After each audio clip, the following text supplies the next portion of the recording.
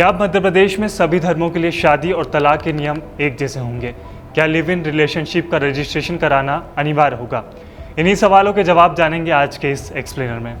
नमस्कार, मैं हूं आकाश वाघमारे और आप देख रहे हैं पीपल्स अपडेट। मध्य प्रदेश सरकार ने 19 जुलाई को समान नागरिक संहिता यानी यूनिफॉर्म सिविल कोड यूसीसी के मसौदे को कैबिनेट की मंजूरी दे दी है। जगदीशपुर में हुई कैबिनेट बैठक के बाद मुख्यमंत्री डॉक्टर मोहन यादव ने बताया कि यह विधेयक 20 जुलाई को विधानसभा में पेश किया जाएगा। सरकार का कहना है कि इस कानून का मकसद सभी नागरिकों के लिए समान कानूनी व्यवस्था और समान अधिकार सुनिश्चित करना है। हालांकि अनुसूचित जनजाति एसटी समुदाय को इससे दायरे से बाहर रखा गया है। अब सवाल है कि यूसीसी की जरूरत क्यों पड़ी? सरकार के मुताबिक अभी अलग अलग समुदाय के लिए विवाह, तलाक, उत्तराधिकार और लिव इन जैसे मामलों में अलग अलग नियम हैं। यूसीसी लागू होने के बाद इन मामलों में सभी समुदाय के लिए एक समान कानून होगा।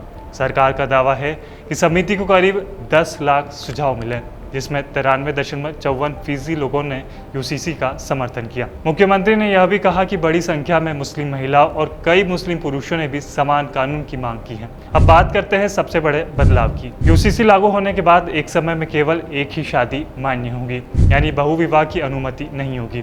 पुरुष की शादी की न्यूनतम उम्र 21 वर्ष और महिला की 18 वर्ष रहेगी।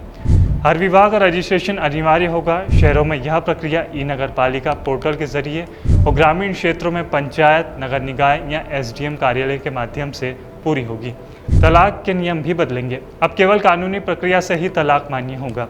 मौखिक तलाक या किसी अनौपचारिक पंचायत के फैसले को कानूनी मान्यता नहीं मिलेगी। प्रस्तावित कानून में निकाह, हलाला जैसी प्रथाओं को बढ़ावा देना या किसी को इसके लिए मजबूर करना दंडनीय अपराध होगा। महिलाओं को भी ज़्यादा कानूनी अधिकार मिलेंगे।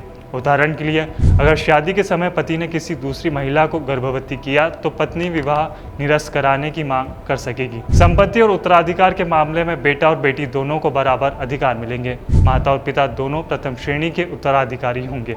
विधवा और विधुर के अधिकार भी समान होंगे। हालांकि हत्या जैसे गंभीर अपराध में दोषी व्यक्ति उत्तराधिकार का अधिकार खो देगा। अब बात लिव इन रिलेशनशिप की। साथ रहने वाले जोड़े को 1 महीने के अंदर रजिस्ट्रेशन कराना अनिवार्य होगा। दोनों वयस्क हो और पहले से शादीशुदा ना हो।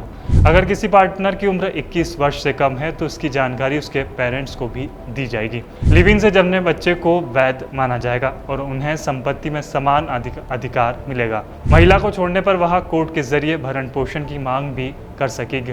अगर नियमों का पालन नहीं किया गया तो बिना रजिस्ट्रेशन 1 महीने से ज्यादा लिव इन में रहने पर 3 महीने तक की जेल या 10,000 रुपये जुर्माना भी हो सकता है। गलत जानकारी देने या नोटिस के बाद भी जानकारी नहीं देने पर 6 महीने तक की जेल और 25,000 रुपये तक जुर्माने का प्रावधान है। फिलहाल यह विधेयक विधानसभा में पेश होना बाकी है।